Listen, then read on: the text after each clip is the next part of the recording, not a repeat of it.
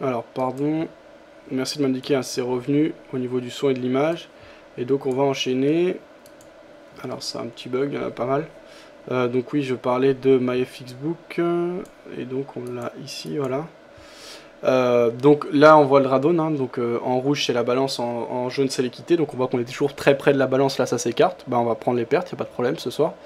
Alors attendez, ça me stresse, là je sais pas ce qui se passe. Voilà, ok.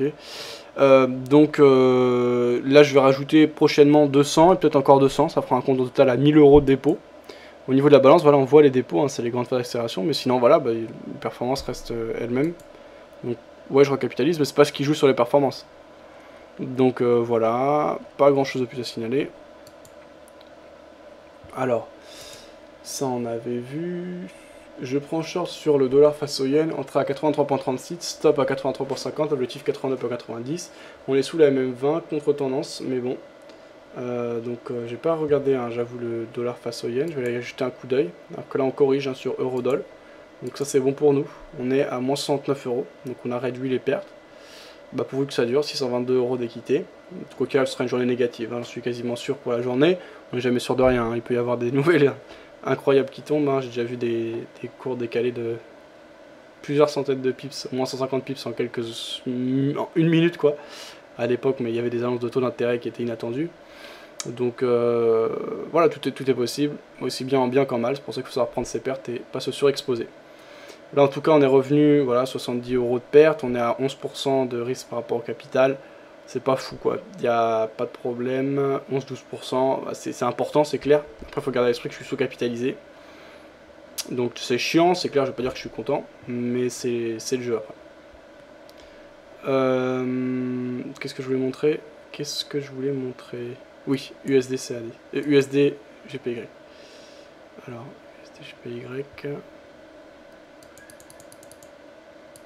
On a USD GPY qu'on va voir ici. Alors déjà on a une très grosse tendance de fond haussière en H1. Là les acheteurs ont du mal, on marque un plus haut plus bas que le précédent, ce qui indique que les vendeurs tentent de reprendre en main le marché, en tout cas que les acheteurs s'essoufflent. Alors si je dézoome, voilà ce que l'on a.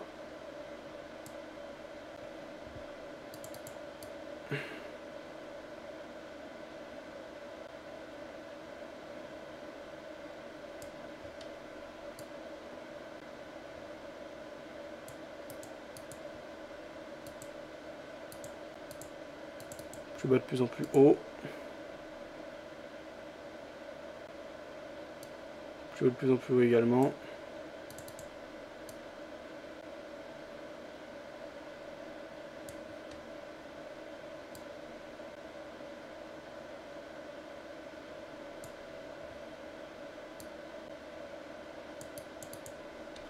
Donc ça c'est bon.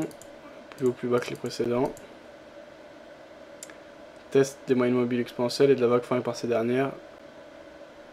On va voir ce que ça donne. C'est du H1 en journalier. On voit cet élan haussier. On a une dynamique de fond baissière depuis la nuit des temps sur le dollar face au yen japonais. Si on prend les plus hauts et plus bas, putain, ça a dévissé un truc de malade carrément. Pas divisé par deux, mais presque. Et donc on a... Donc ça, je parle de ça depuis 2007, hein. Donc juste avant la crise de subprime, ici en hebdo.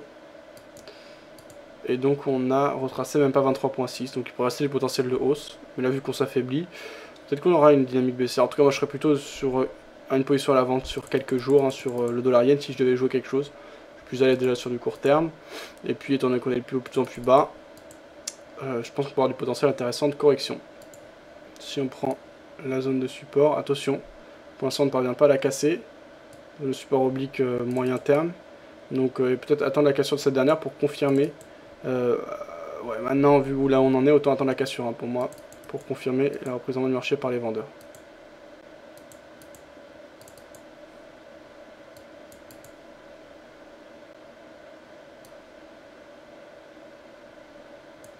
Voilà, donc ce que j'allais dire sur le dollar yen.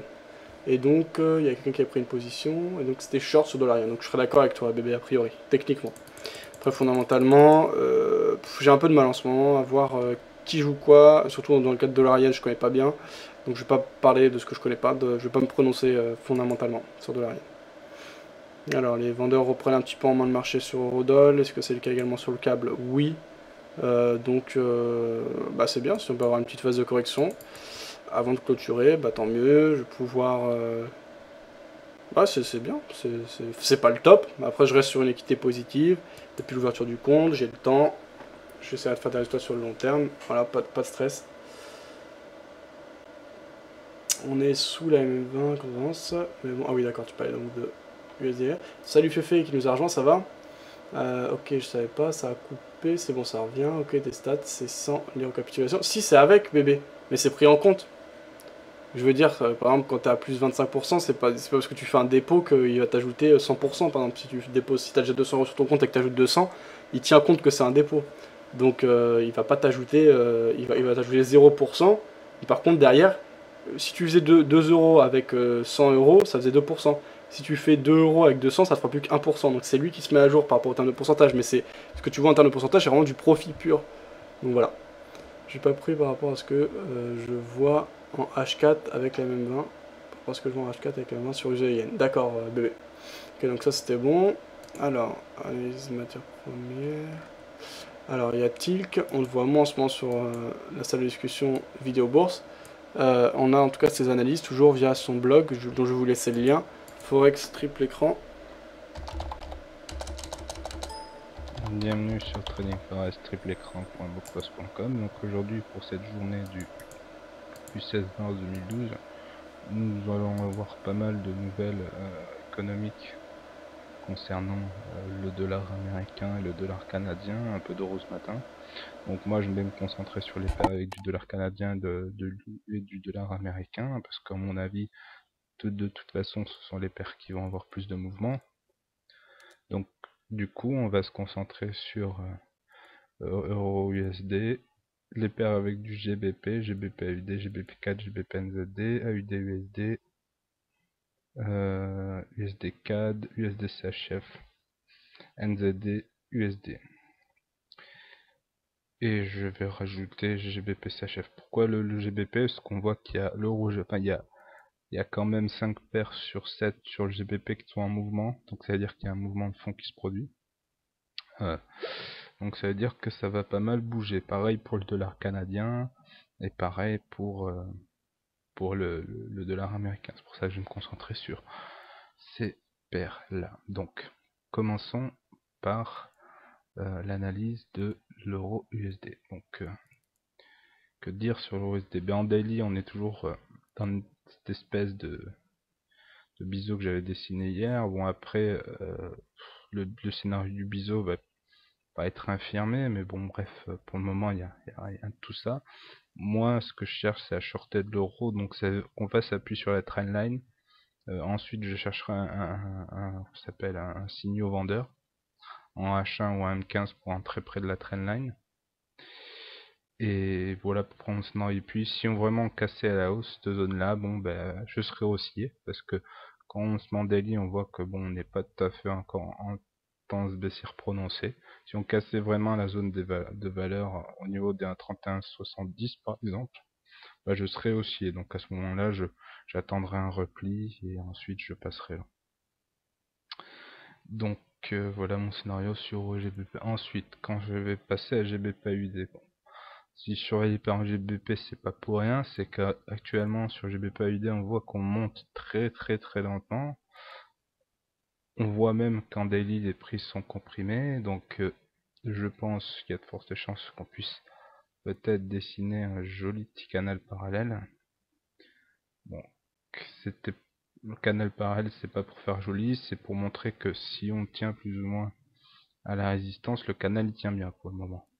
Il tient même très bien. Donc du coup, bah c'est pareil, si je suis aussi sur cette paire là, attendre qu'on vienne rebondir sur l'oblique et ensuite reprendre à la hausse. Si on casse, être baissier, quoi, pas forcément attendre. Et si on rebondit dessus, être à la hausse. Sinon, si on est arrivé, enfin si on vient pas rebondir sur cette trendline, prendre directement à la hausse. Par exemple, on voit qu'on a une tasse à séquence.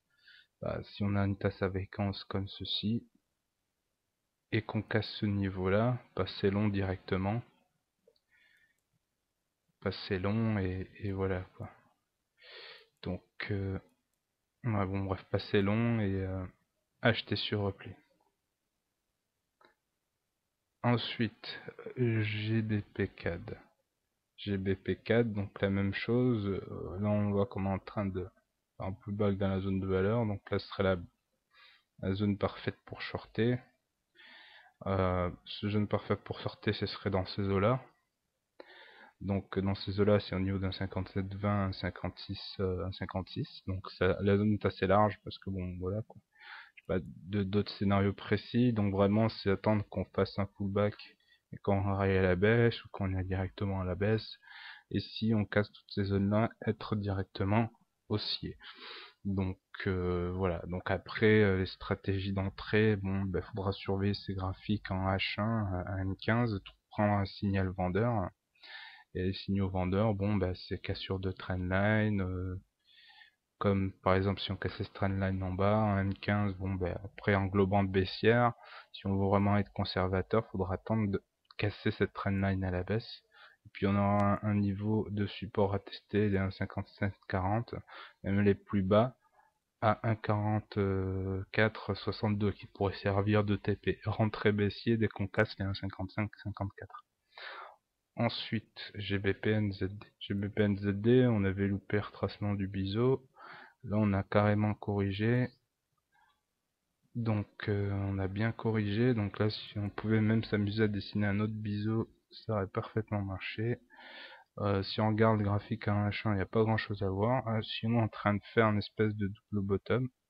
Donc, si on casse à la hausse et que après on vient faire qu'on a une correction, tout simplement rentrer sur repli, parce que ce serait tout simplement à la fin de la tendance baissière en H1 si on part depuis hier à minuit, enfin depuis à minuit hier. Donc du coup, bon, on passerait une mini tendance haussière et l'objectif serait tout simplement les derniers plus hauts à 1,93, enfin 1,94 points pour donner un chiffre, soit à peu près 200 pips, avec un stop sous les derniers plus bas si vous êtes frileux, sinon un stop de 50 ou 100 pips, 100 pips pour les plus frileux. Donc ensuite on passe à GBP-CHF. GBP-CHF c'est un peu la même chose, il y a du mouvement à la hausse. Là on a bien corrigé hier, faisant quasiment une belle dynamique baissière, mais bon on voit que l'élan a été cassé. Là pareil, on est en train de faire une structure de consolidation. Bon, ça serait un biseau ascendant, donc il dirait qu'on va plutôt aller à la baisse qu'à la hausse. Si c'était le cas, peut-être jouer à la baisse, mais je ferai quand même attention sur GBP, parce que GBP c'est en train de s'apprécier, je jouerai plutôt la hausse. Donc la hausse en cassant le haut du biseau, en achetant sur repli, en se positionnant sur du M15, M5. Mais bon, M15 ça me paraît bien pour se positionner intraday pour faire du son. Ensuite, il nous reste USDCAD et USDCHF et NZD USD et AUD USD. Donc AUD USD. AUD USD, que peut-on dire sur AUD USD? AUD USD, on a tendance baissière prononcée, là on est en train de corriger. Donc on va bientôt faire appui, à mon avis, sur une trendline qu'on pourrait dessiner comme ceci. On va en dessiner plusieurs, parce que les trendlines, comme on dit. Ouais, bon, bref, ouais, plusieurs, je vais en dessiner plusieurs, mais en fait, ça va pas être possible. Pour la simple et bonne raison que si on veut être précis, enfin voilà les deux trendlines que je peux tracer selon le point d'origine que je prendrai pour ma bougie ou pas. Donc du coup, le scénario, c'est tout simplement de venir faire appui sur la trendline, prendre à la baisse et prendre des signaux vendeurs en H1 et plus précisément en M15. Là, on voit qu'on a un beau double top. Donc pourquoi pas prendre la tendance baissière donnée par le double top, à la cassure de ce double top et prendre short sur repli. Ensuite, alors USD CAD. USD CAD, on voit qu'on range en daily, en HCAD c'est pareil. Donc cette paire là, je vais peut-être pas trop la traiter aujourd'hui. Donc le même scénario qu'hier, hein, essayer de rejoindre le plus haut du espèce de biseau et prendre short, ou attendre un signal vendeur et prendre short. Mais si on veut vraiment être conservateur, on va attendre la cassure des plus bas, 0,9880. À mon avis, ce sera un bon niveau à casser avant de... Enfin, même le niveau avant serait cassé 99,07 d'abord, puis après ce niveau-là, et puis après on pourrait être baissier. Mais bon, pour le moment, voilà quoi. Donc USD CHF, je serais plutôt long. Voilà pourquoi je n'ai pas être short sur USD4, parce que si le dollar s'apprécie, bon ben c'est pas super de shorter du dollar, d'acheter du dollar canadien, ça peut pas trop le faire quoi. Donc là on voit que ben, pour l'instant on avait fait une espèce de mini englobante haussière, enfin quand je dis mini c'est, on est vraiment en range, on est en train de faire une espèce de tasse à séquence. Donc si on casse les plus hauts de cette tasse à séquence, bah, c'est long sur repli. Donc attendre une correction à 1,15 et hop, après on prend le train.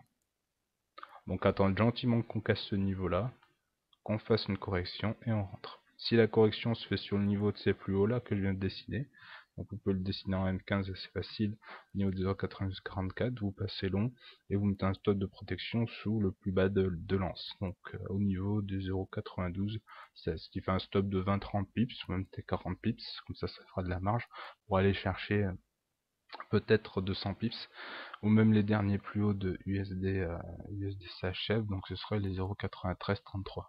Donc ce serait pour aller chercher une centaine de pips. Donc un ratio gain-perte de 2,5-3. Ensuite, la dernière paire NZD USD, donc NZD USD. Que peut-on dire? Ben pareil, on est en train de corriger. Le short, j'avais initié un short dont je m'étais fait sortir parce que j'ai pas mis un stop assez large, donc il faudra que je retravaille sur ma stratégie des stops. Optimiser mes stops pour, bon ben voilà quoi. Donc là pareil, on voit une structure de consolidation. Si on la casse par le bas, ben, tout simplement attendre un pullback en M15 et rentrer short sur repli quoi, tout simplement. Donc voilà. Je vais même sans doute parce qu'il me semble qu'il y a quand même pas mal de forces vendeuses actuellement.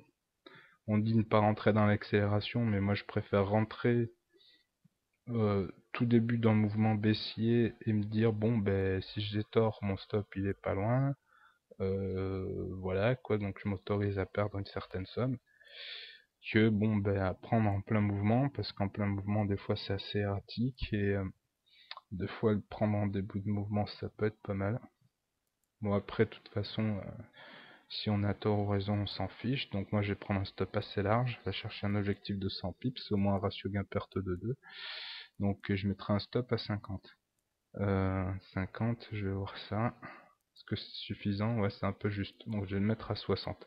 Donc du coup, ça va être obligé artificiellement d'aller essayer de chercher 120 pips pour faire un ratio gain-perte de 2. Donc voilà. Donc après, bon... en M15, on voit qu'on a pu rentrer plus tôt. On avait une englobante baissière suivie d'une bougie de confirmation ici. Encore un signal vendeur ici. Donc voilà, donc faudrait casser ce niveau, donc à ce moment-là j'ai plutôt attendre la cassure de ce niveau-là. On va être conservateur à ce niveau-là. Donc merci de m'avoir suivi sur Trading Forest.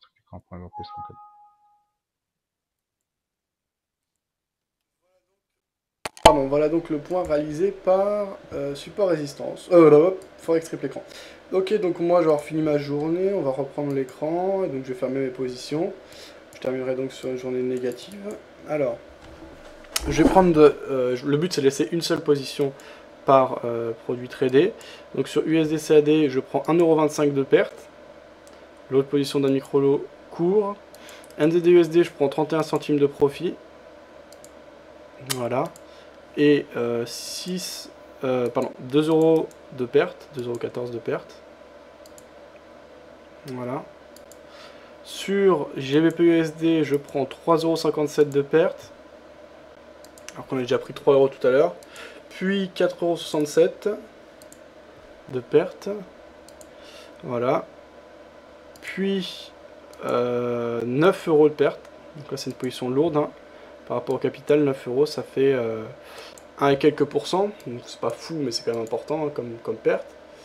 Alors, on passe à l'euro-dollar justement. Alors euro-dollar, je prends 69 centimes de perte. Voilà. Alors ensuite je prends 1,52€ de perte. Et 4,40€ de perte. Voilà. Euro-yen, je prends 1,31€ de profit. Voilà. Et 60 centimes de perte. Alors, au final, il me reste 5 produits ouverts avec 5 micro-lots. Donc, un achat dollar face au dollar canadien, une vente dollar new-zélandais face au dollar américain, une vente GPUSD, une vente euro-dollar, une vente euro-yen. Je vais essayer de m'assurer, je vais m'assurer de rien, je vais essayer de regarder si je suis dans le sens, puisque là c'est des trades qui courent depuis un moment maintenant, dans le sens de la tendance moyen et long terme. Donc sur euro-dollar par exemple, ici, je suis vendeur, la dynamique de fond est baissière, à plus court terme on était sur un élan baissier, et là on est entré dans une phase de correction, on a retransféré 38 points de ce dernier mouvement, mais on reste sur un élan de fond baissier, donc ça va, je lance la tendance. Euro-yen, la dynamique est haussière, on a cassé une résistance oblique haussière, l'élan de fond est baissier, donc je suis contre la dynamique moyen terme dans le sens dynamique de fond, on me semble vouloir marquer un double top ici, maintenant c'est le vendredi soir, peut-être que lundi on arrivera à casser, c'est pas évident ici sur euro-yen. Sur USD-CAD, je suis acheteur, donc si on se met en journalier, la dynamique de fond est baissière. Voilà, l'élan court terme est baissier, la dynamique moyen-long terme est plutôt hésitante, donc on verra ce qu'il en est, et à court terme c'est l'hésitation. Donc là c'est pas excellent, on n'est pas précisément, on est dans le sens de la dynamique de fond, quoi. Sur le câble, on a donc une dynamique de fond qui est plutôt baissière, avec un livre sterling qui s'est dévalué face au dollar ces dernières années. On a de l'hésitation à moyen court terme sur les dernières semaines, derniers mois, et là aujourd'hui on a une claire tendance haussière, donc c'est pas évident, mais plutôt moyen parce que contre la tendance du jour qui est quand même assez forte, mais sinon la dynamique de fond est baissière à moyen terme, donc voilà, c'est pas mauvais non plus, on n'est pas contre tendance. Je crois que j'ai fait le tour. NZD-USD il me reste, qu'on a ici en journalier, on est dans un triangle de consolidation après une grosse phase de hausse. Si on regarde depuis les plus hauts de la crise suprême, on est monté encore plus haut. Là, on est donc désormais dans une phase d'hésitation. On semble vouloir casser à la baisse un support oblique baissier qu'on avait déjà malmené, on l'avait réintégré, donc là on s'en repartir à la baisse. On est contre la dynamique de fond, par contre on a une situation d'affaiblissement de la part des acheteurs à long terme clair, avec des prix de plus en plus bas, donc ça c'est plutôt bon signe, en tout cas ça ne me dérange pas d'être vendeur dans ce contexte. Alors sur l'ensemble des positions ouvertes, il me reste 47,40€ de perte, un micro-lot par produit, donc ça ne dérange pas, c'est l'exposition acceptable, même si là la perte est quand même conséquente, hein, ça fait 47€, donc on doit être aux alentours de 8%. Après, je suis sous-capitalisé. L'équité est actuellement à 618€, donc on reste profitable sur ce compte depuis l'ouverture de ce dernier. Alors du coup, si ces pertes ont été prises en compte, je vais pouvoir voir ce que ça donne. Donc voilà, on a pris pas mal de pertes, et donc on est redescendu à plus 20,85%. On est négatif sur la semaine de 0,53% uniquement au niveau des positions fermées. On est donc à 619€ d'équité. On a 92%, donc ça fait bien, voilà, ça fait même 7% uniquement de drawdown, enfin de différence entre l'ensemble des positions ouvertes et les positions fermées, ça reste acceptable. On a revu à la baisse nos pourcentages de positions gagnantes et perdantes, on est désormais sur 66% de positions gagnantes, ce qui est encore acceptable. Les pertes moyennes sont de 2,68€. Gain moyen 2,25€, donc on est assez proche de ce côté-là. 142 trades au total. Voilà, donc le drawdown aujourd'hui il a atteint moins 2,77%. Alors aujourd'hui précisément, je comprends pas bien le système de drawdown parce que aujourd'hui en termes uniquement les positions fermées on est à moins 4,17%. Donc aujourd'hui c'est clair que c'est une mauvaise journée. Voilà, on reste sur une dynamique haussière depuis l'ouverture du compte. On a des phases très bonnes, des phases plus difficiles. Pour le moment c'est profitable, on reste sur un gain mensuel de 29,96%, ce qui est vraiment génial. Donc c'est une mauvaise journée, ni plus ni moins. Je vais continuer à essayer de gérer comme ça. Si au bout de plusieurs mois on stagne ou c'est mauvais, ou plusieurs semaines, là je prends la disposition, on verra, etc. Pour le moment c'est profitable malgré une mauvaise journée, donc je continue avec cette approche. Bah voilà, vendredi soir, je vous souhaite une bonne soirée à tous. Bon trade, alors je vais faire un dernier point. Alors Fefe disait ça va bien, merci. J'ai fait une journée ce matin, la journée ce matin, pardon. Tu devrais essayer de 6h30 à 11h. Ça bouge bien avec une technique UT5 et stop très court. Je descends petit à petit. Alors moi, Fefe, j'ai aussi tradé ce matin. Je me suis levé à 7h30. Malheureusement, ce matin j'étais vendeur. J'ai suivi l'élan baissier sur Eurodoll. D'ailleurs, on s'est retourné, donc ça n'a pas joué dans mon sens. Donc toi, tu joues vraiment très court terme. C'est quand même moins court terme. D'ailleurs, là aussi, si on va voir le suivi des résultats, les positions durent en moyenne entre 30 minutes et 5 heures. 5-6 heures. Non, on va dire 30 minutes et 5 heures. Donc voilà, c'est quand même du court terme, mais vraiment intraday, plutôt que du scalping ou du très court terme. Et moi, je vais vraiment laisser courir. Mon idée, c'est de profiter de la tendance du jour ou de moyenner, puisque à la base, j'essaie de lancer dans la tendance de fond, pour profiter d'un éventuel repli avant un retour dans la tendance. Donc c'est vraiment du suivi de tendance intraday, moyen court terme ce que je fais. Voilà, je pense avoir fait le tour. Je vous retrouve la semaine prochaine. Comme j'ai dit, j'attends, je vais sûrement remettre de l'argent sur le compte, donc le capital sera plus élevé en termes de balance. Je vais rajouter sûrement 200 et peut-être encore 200, donc on arrivera peut-être à 1000 euros de dépôt. Voilà, la semaine prochaine, donc ça on verra. Ça n'impactera pas la stratégie, puisque pour l'instant le risque est encore trop important avec cette approche, donc je ne vais pas commencer à augmenter les tailles des lots, etc. Pour le moment, mais avec 1000 euros, on continuera comme ça. Tant qu'on a un drawdown qui excède...